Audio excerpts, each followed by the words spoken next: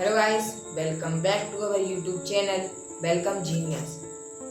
तो ये वीडियो जो हम लोग अभी देख रहे हैं आप लोग, ये जो है इंडियन रिवॉल्यूशन सीरीज का जो है पार्ट 2 है।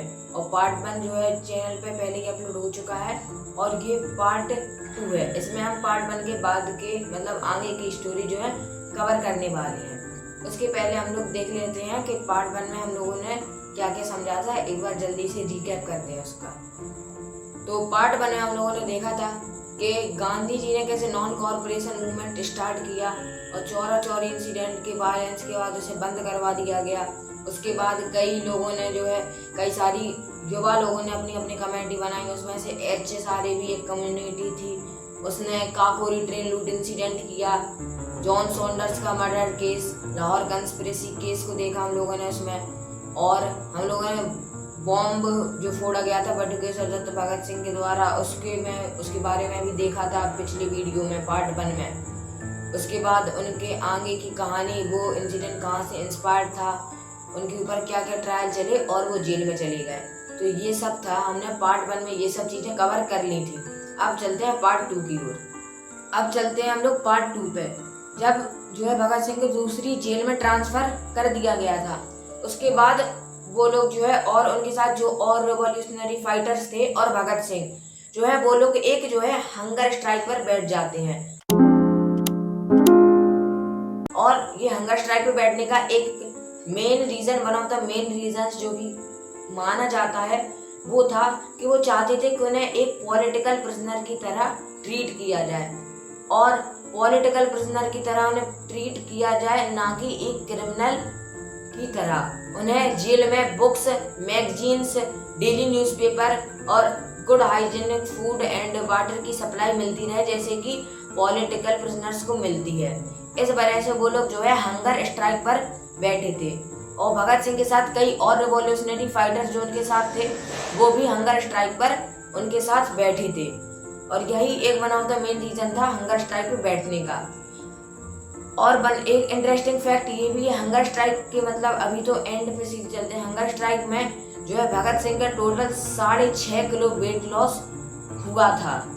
अब हंगर स्ट्राइक जो है धीरे धीरे आगे बढ़ती है और कई लोगों को जो है हंगर स्ट्राइक के बारे में पता चलता है। जब थोड़ी सी इस चीज के बारे में न्यूज फैलती है तो न्यूज़पेपर और आर्टिकल्स और मैगजीन्स में भी इसके बारे में छपना चालू हो जाता है।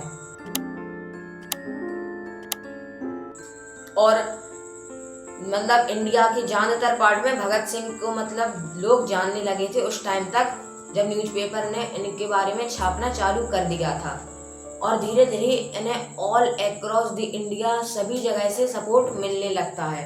पहले भगत सिंह केवल एक नॉर्मल रेवोल्यूशनरी फाइटर थे, बट अब इस पॉइंट ऑफ टाइम पे जब लोगों ने उनकी कहानी पढ़ी, उनके स्ट्रगल्स को पढ़ा और उनके किए गए एक्शंस को पढ़ा और हंगर स्ट्राइक के बारे में भी सुना, तो उन्हें पूरे वर्ल्ड से अभी के टाइम पे सपोर्ट मिल रहा था।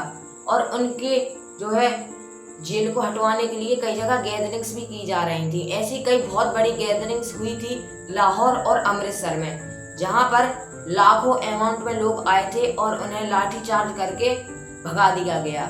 और उन लाखों में से करीब 102 लोगों को इंजरी आई थी और 13 लोग जो है वहां पर मारे गए थे।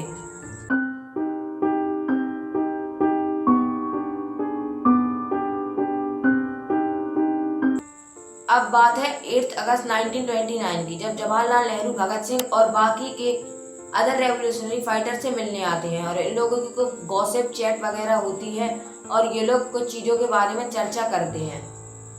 और अब आगे हंगर स्ट्राइक और लंबी खिंचती है और जतेंद्र नाथ, एक जो रिवॉल्यूशनरी फाइटर थे भगत सिंह के साथ, वो हंगर स्ट्राइक के 63rd मतलब 63वें दिन में उनकी मौत हो जाती है। खाना ना लेने की वजह से वो शहीद हो जाते हैं। A victim of police brutality refused to break his fast, and on the 63rd day of his fast, he died, a martyr in the cause of freedom.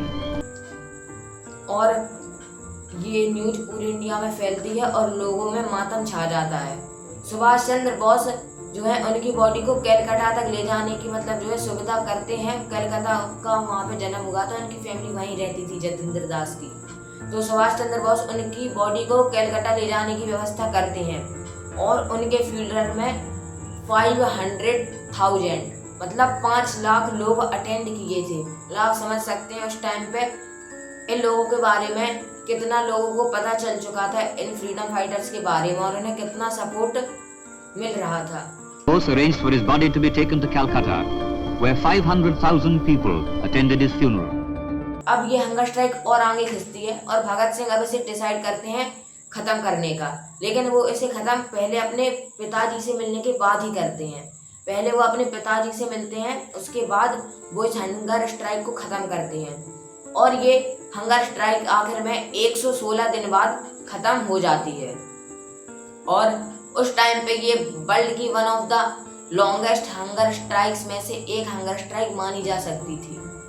अब जब हंगर स्ट्राइक खत्म हो चुकी थी, लेकिन फिर भी भगत सिंह और वो जो और रेवोल्यूशनरीज थे वो अभी भी जेल में थे और उनके खिलाफ अभी भी जो है ट्रायल्स चल रहे थे। तो इन ट्रायल्स को इरविन जो है जो उस टाइम के वाइसरॉय थे वो जल्दी जल्दी करवाने का सोचते हैं और उन्होंने एक जल्दी से एक मतलब कोर्ट कमेटी टाइप का एक कमेटी मतलब बिठा दी उनको केवल हैंगिंग की मतलब सेंटेंस देने के लिए, उनको फांसी की सजा बनवाने के लिए। और उसको उस कोर्ट को जो हेल्ड किया गया था उसको ना ही सेंट्रल गवर्नमेंट और ना ही ब्रिटिश पार्लियामेंट किसी के द्वारा भी परमिशन नहीं थी।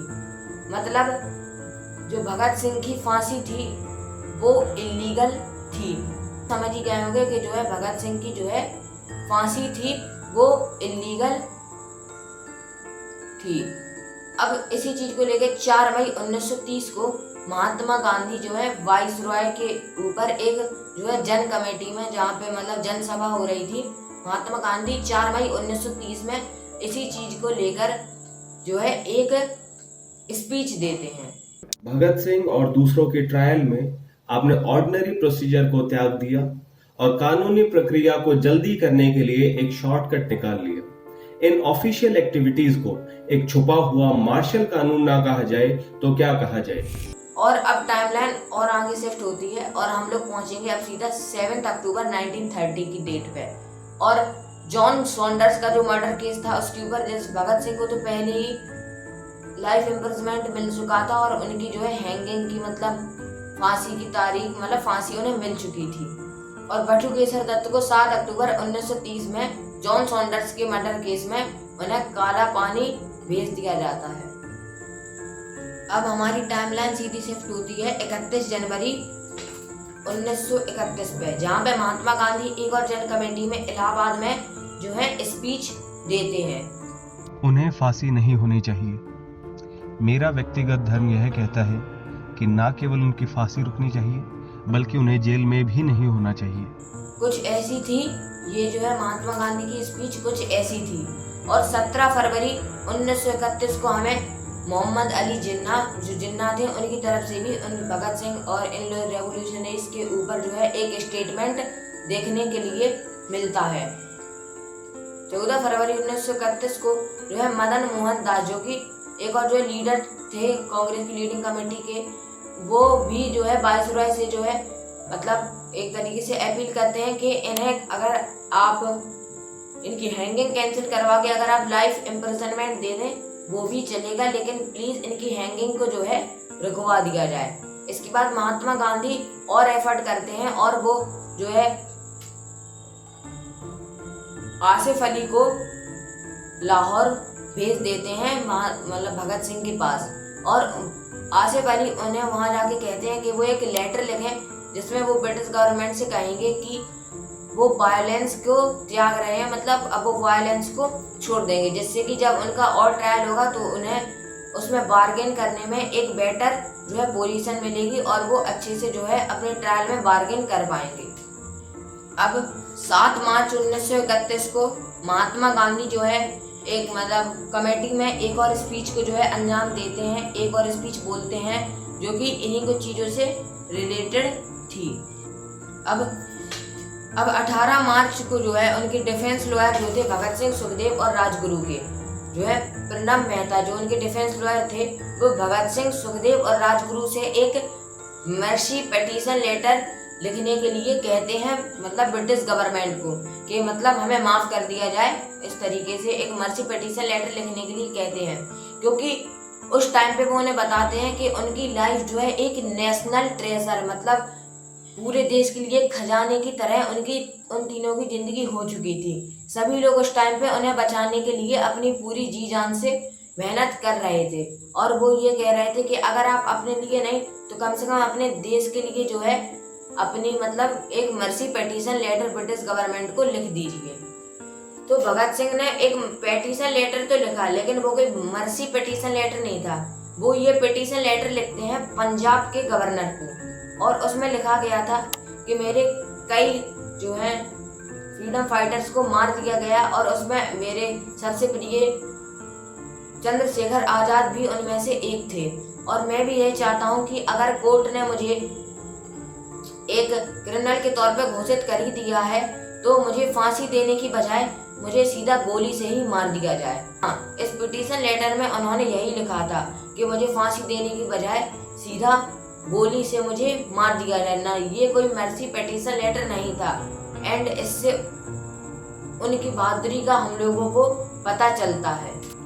अब इतने सारे ट्राइल्स के बाद जो है भगत सिंह ने मर्सी पिटीशन लेटर नहीं लिखा, और उन्होंने एक नॉर्मल सा पिटीशन लेटर लिखा था जिसके बारे में उन्होंने कहा था कि मुझे गोली मार के मेरी हत्या कर दी जाए, ना कि मुझे फांसी पर चढ़ा के। अब महात्मा गांधी भी उनकी मतलब लाइफ को सेव करने का बहुत प्रयास कर रहे थे।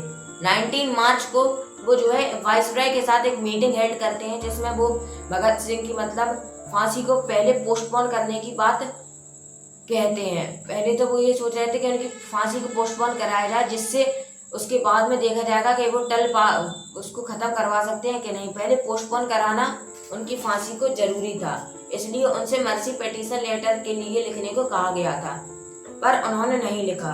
तो अब महात्मा गांधी जो है सीधा उस समय के वाइसरॉय इरविन से मिलते हैं, और एक कमेटी में उनसे कहते हैं मीटिंग में कि भगत सिंह को मतलब एक तरीके से छोड़ दिया जाए। पर जो है इरविन भी वो एक स्ट्रॉन्ग पॉइंट पे उतर के कहते हैं कि मतलब उनके ऊपर भी जो है प्रेशर आ रहा है इरविन के ऊपर, और वो जो है भगत सिंह की फांसी को कैंसिल नहीं करवा सकते, वरना पंजाब रीजन में जो है उनके ऊपर से प्रेशर बन रहा है। पंजाब रीजन में जो भी ब्रिटिश ऑफिसर्स काम कर रहे हैं वो सच में ये चाहते हैं कि भगत सिंह को फांसी दी जाए जल्दी से जल्दी, और अगर नहीं दी गई तो वो मास रिजाइन कर देंगे, जिससे ऑब्वियस सी बात है वाइसरॉय की इमेज पे जो है एक गलत प्रभाव पड़ेगा, जिससे वो महात्मा गांधी जी को डायरेक्ट मना कर देते हैं उनकी फांसी कैंसिल करवाने के लिए। अब वो 21 मार्च को वो फिर से इरविन से मिलते हैं वाइसरॉय से, जबकि वो अपना फाइनल रिफ्यूजल पहले ही दे चुके थे महात्मा गांधी को कि मैं नहीं करवा सकता हूँ। पर फिर भी एक कोशिश की तरह वो 21 मार्च और 22 मार्च दोनों दिन एक बार मीटिंग उन्होंने और की कि शायद इरविन मतलब बदल जाए, उसकी मतलब उसके ऊपर कुछ प्रभाव पड़े और वो बदल के उनकी फांसी को शायद कैंसिल करा दे, पर ऐसा नहीं होता है। और 23 मार्च को वो आखिरी में सुबह एक लेटर लिखते हैं इरविन को, जिसमें वो बहुत इमोशनली टच करते हैं, कुछ धर्म वगैरह की बात करके भी उनको मतलब समझाने की कोशिश करते हैं, पर इरविन जो है उसको डिनाई कर देते हैं। और 23 मार्च 1931 को जो है भगत सिंह, सुखदेव और राजगुरु तीनों लोगों को जो है फांसी दे दी जाती है, और ये तीनों जो है बहुत ग्रेट फ्रीडम फाइटर्स शहीद हो जाते हैं। तो आई होप आप लोगों को ये वीडियो अच्छी लगी होगी। इस वीडियो में हम लोगों ने हंगर स्ट्राइक से लेके जो भी फ्रीडम फाइटर्स के द्वारा प्रयास किए गए उनकी जेल को हटवाने का, उनकी फांसी को पोस्टपोन करवाने का, और लास्ट में फांसी और इरविन और महात्मा गांधी के बीच का विवाद, इन सब चीज़ों के बारे में हमने इस पार्ट 2 में देखा, और हम लोग पार्ट 2 यहीं पे एंड करते हैं। I hope you like the video. Subscribe to our channel और बेल आइकन को भी दबा देना, जिससे आपको वीडियो की नोटिफिकेशन मिल जाए अगर हमारा पार्ट 3 आएगा तो। तब तक के लिए थैंक यू, गुड बाय, जय हिंद, जय भारत।